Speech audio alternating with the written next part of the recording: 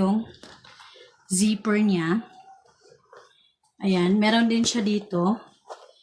Yan, kapit na kapit din yan guys. Sobrang tibay din yan. Dito naman sa pinaka-front niya, yan, may maliit dyan na ano.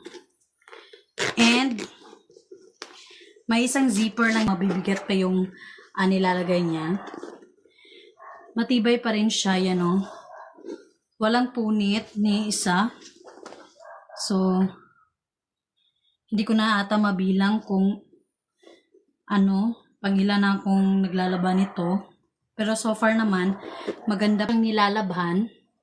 Hindi natatanggal yung mga design niya guys, or even yung print niya.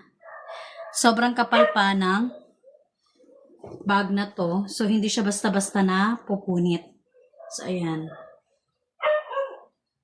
So, fashionable design siya guys. Elegant design.